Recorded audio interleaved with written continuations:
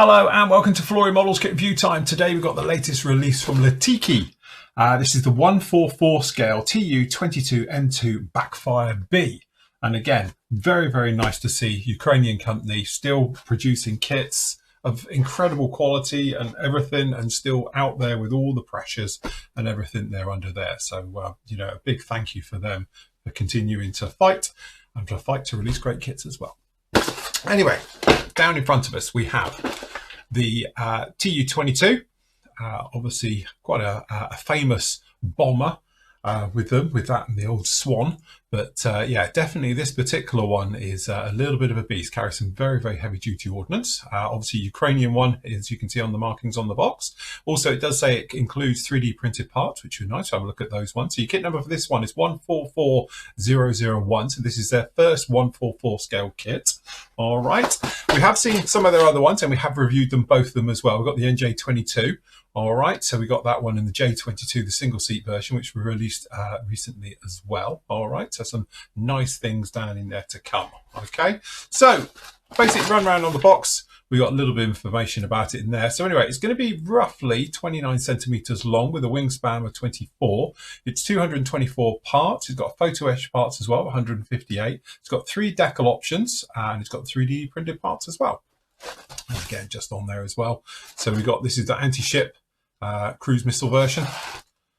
Very nice as well. So in the box we are greeted by, just stand this up. We've got 3 bags of sprues, all separately done, looking very nice as well.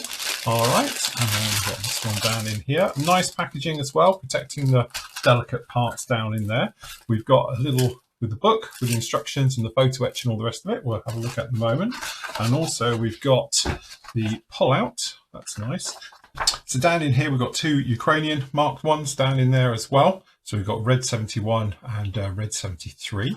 All right, and then over here we've actually got a Soviet one as well from 1989 as well. So yes, we've also got, which is a really nice touch with this, a very nice heavyweight card glossy poster of the box art as well, which really very nice to see. That is actually a nice little touch in there, and it's on proper heavyweight stuff as well, so it's not just like a piece of paper with it in there. That's very nice indeed. So starting off with in here, so we've got a mask set for it as well, which is really nice, and obviously we've got the photo etch parts down in there as well, if I can figure out how to get in.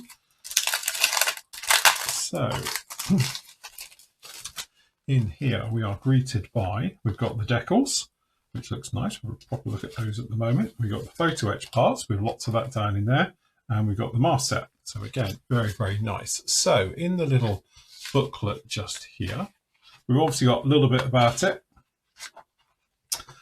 All right, so we've basically got your parts count down in here as well. So you can see it's quite high for a 144 right the way through. All right, so starting off, we're straight into the cockpit areas. So we've actually got the center sort of consoles going down in between. Then obviously we've got the coamings going over the top for the sort of 4 crew. Down into here we've got decals, which are obviously going on in 144 scale. I think that's definitely adequate. Down in there like that. We've got the seats being fitted down in there. We've got nose weight, so we are going to use nose weight, but it doesn't say exactly what it is. But I'll say I use my educated of guesses. I'll fit as much as I possibly can in. I'd rather have too much than too little. All right, down in there as well. Then we've got the wheel wells being fitted, obviously some underbits, lights on top, and then obviously got that cockpit section being fitted down in there like that. Then on the back end, we've got the engines. So we've got those big old engines being fitted down into the back there.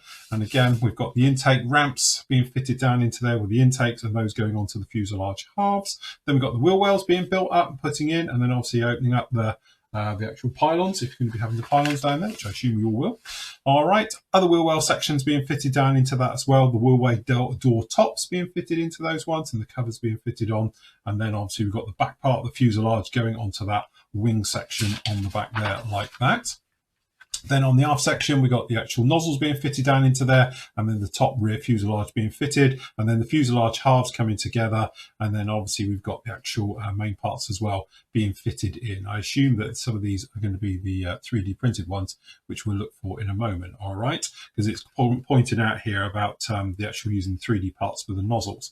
Wing sections being fitted together, top and bottom, pretty straightforward. Tail planes being done like that, and the actual rudder set as well for the tail, and then obviously all the parts being fitted in. They're not interlinked, the actual wings, so they'll just be posable as you like. Intakes fitted onto the wing tops going onto there, tail being fitted onto their one as well, and then the actual arp section as well being fitted down into there with these skid plates down the bottom, and then the actual this is the wing sections being fitted on to fit very low on these, poking out, and then obviously the tail planes being fitted onto those. All right, then we've got the main gear being fitted down into there as well. So you've got options down in there right the way through with all the gear bits being fitted on. So you've got your doors, you've got that sort of, 6-wheeled landing system on the main gear being fitted down into there as well. So you want to make sure they're all balanced and nicely put down. Probably worth putting in after you've got the legs in, just so all the tyres touching the ground. And then we've got the door covers being fitted down into this one as well, and then same goes on with the front, no problem at all. Mast sets talking about, so obviously we've got some of the sensors on the bottom with the window, so you have got the mast sets for opening those up as well. And then again right the way through you've got various bits of PE going down underneath here as well, so we've got the angles of these coming down, which are 45-degree slants coming down, and all these little bits being fitted down onto the bottom just like that. We've got these ones as well, look like sort of pitot tubes being fitted down, very nice indeed.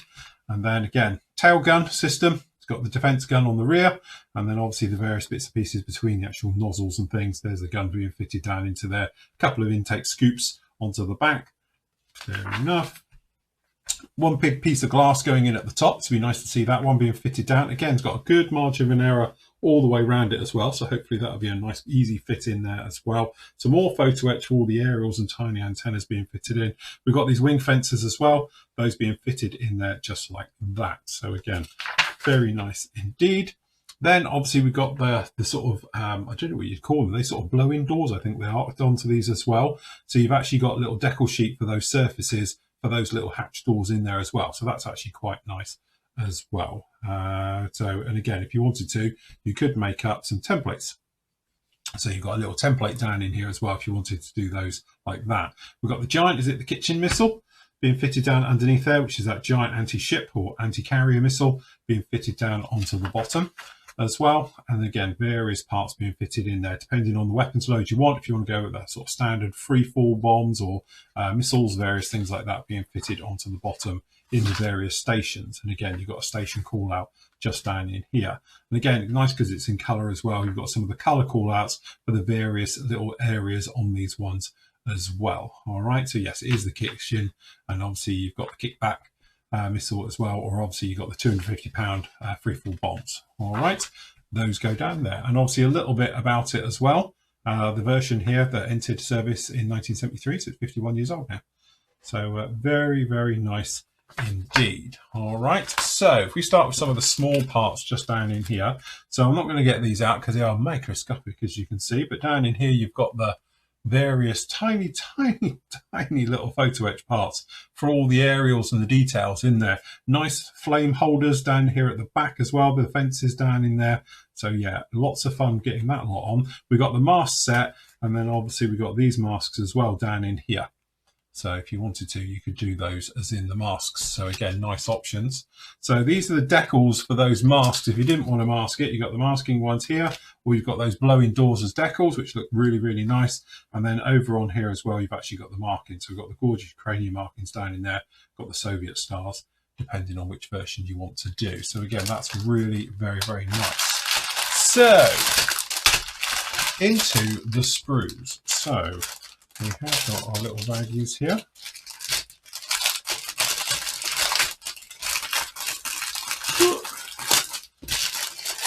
All right, so now Litaki, generally the actual quality of the styrene is usually very, very high, and to be honest, we're not disappointed again.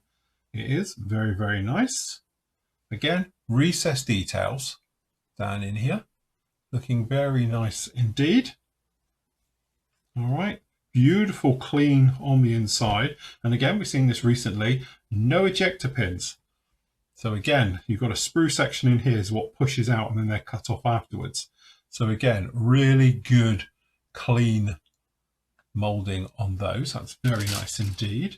And then if we go on the close cam, we can just walk these through. So these are those intakes, and you've got really nice recessed details down onto here. All the small little aerials and the various things. We've got the refueling probe. Is it a refueling probe? I don't know, actually. Could be wrong. down in here as well. Looks like a refueling probe. Tail gun area. Again, we've got the ramps. These are the intake ramps, and again, nicely got the details on the inside. You have got the detail in there. Very nice, very good. We've got the tail system from where the tail sits on with the gun on the rear. Very nice. Down in here we've got the missiles. So this is the kitchen missile. So this is all the fins, and again, all recessed details right the way across them. Not skimping on these as well. We've got the missiles. All looking very, very nice indeed. Again, good, clean, very crisp moulding, very nice indeed. Then we've actually got the under fuselage, and this is where you start to come to life. There we go. You can see all of that detail. Really very nice, very crisp, very sharp. Again, I can see no real flash on these or anything else like that. And the parts are very fine, very thin. These outer parts here, you can see where they're countersunk all the way through, which again is a really nice way of doing it with this wing section in here. And again, whilst we've got on the underside, the inside detail to the wheel wells on such a small kit. But again, the surface detail is very, very nicely done on all of those. Very good. Okay, so we've got the clear parts just down in here, which I'll have a look at in a moment, and we've got 3D printed nozzles. We'll look at those at a moment. So to start with, let's have a look at the lovely detail on the back of this engine section. Down here on the bottom, very nice as well. We've got the exhausts, and again, nice detail on the inside of those with the veining right the way through. Super clean, super crisp moulding. Very nice indeed. Then we've got all the undercarriage. So you've got all your wheels, which, let's face it, there is a few right the way through down here. We've got some of the pylons. Again, looking all very nice indeed. Again, we've got the freefall bombs. These are the little 250-pound bombs. Some assembly required. Luckily, those not two halves of the bomb. You have got to put the tail fairing on and the other bits on the back as well. Very, very nice, if a little fiddly, if we're honest. All right, again, beautiful detail on this back. So on the back there, so you've got the tail coming up the middle, but beautiful recessed details down in here. First stage compressor blades, very nice indeed. Yeah. I don't think they are first stage. It's probably the back end for the engines with them on. So you're going to have a flame holder going to go on there, which will actually be these guys fitted down onto this. So yeah, that's how that one's going to work. Beautifully. Very, very sharp, very crisp. Right, whilst we're here, we have a tiny, tiny zip bag.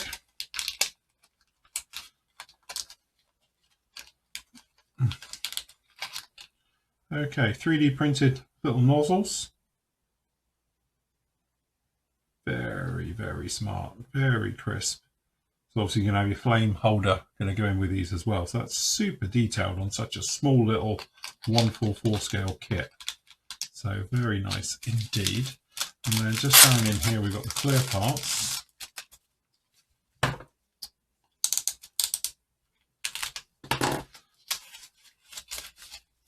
And again, wow, that is super, super sharp and crisp. Really very nice. Glad you got a mask set, but there is definite feel for all the framework in there. That's not softly molded, that's really sharp. Very, very crisp indeed. So that's very nice. Okay. Last bag. So down in here, we've actually got the tail. So you can see the tail, and the amount of detail on this tail is unreal. Really, really nice. Okay. That is super sharp, super crisp. Very, very nice. Then we've got the wings. And again, full detail right the way through. Very, very nice indeed. And on the underside, we've got these inserts going to be going in. They are super crisp, super sharp. I can't imagine those being a problem at all. Very nice. Gear doors, really nice. And obviously there's no eject pins on this to worry about whatsoever. That's super good. Very, very nice. some more of the smaller parts now. So we obviously got weapons stations, things like that down underneath here as well, sway braces, that type of a like. Wheel well, so you've got detail in the wheel well, for God's sake. That's like uncanny. The seats, yeah, a little bit of sink mark in the base of the seats, but Jesus, I think we'll forgive it for that. That's the only fault I can find on it so far. And again, really, really nice. The doors are all good. The gear, it's going to be fiddly. It's tight. Lots of small parts on this. But again, looks very, very nice indeed. There you have it. What we've got here is a 144 scale kit, which is punching well above its weight, because this has got decals, you've got photo etch, you've got mask sets, you've got 3D printed parts, you've got some clear parts, which are the clearest I've seen for a long, long time. And then if we carry on the love down in here, you can actually see what you're going to get. There is tons of this stuff. So down in here, you have got, this is not all going to fit on here because we've got way too much. And we've still got 2 more sprues. So that's what you've got, all in a 144 scale TU-22 kit by Litaki. That is unbelievable. And the level of detail, the crispness, the lack of ejector pins. I know I was talking about it on a recent review I did. They didn't have any either. It's incredible that they can get such good quality parts out with not using ejector pins. It's going to be a little bit of a handful. That's not beat around the bush here. This is a 144 scale kit. It's teeny tiny. So it is going to take a little bit of work, a little bit of patience. You are going to be needing your magnifiers and you're going to need some tweezers on this one. All right. But what you've got down in here now, I would say, is the definitive kit. You've got beautiful markings for this. You've got a poster that comes with it as well. The instructions are really good as well. So you've got, again, everything you would need to build, you know, an actual Backfire in a box. No need for aftermarket. Not that you'd ever want to do aftermarket on something like this, but it's all literally there. And this has come from a country that is at war, technically, and with all the struggles and the things that are going on with them at the moment, and they're producing stuff like this. So guys, I tip my hat to you. Honestly, I am blown away by the detail, the quality of your work, and you're able to produce it in such tough circumstances as you have at the moment. Hopefully peace will come to your area soon. All right. Anyway, I'm going to leave you with that because that has got to be one of my kits of the year from Detail alone, let alone everything you've got in there. Is it a type of kit for me? Probably not with my sausage fingers, bad eyesight and lack of patience. But if you have got all of that, this is definitely an absolute must.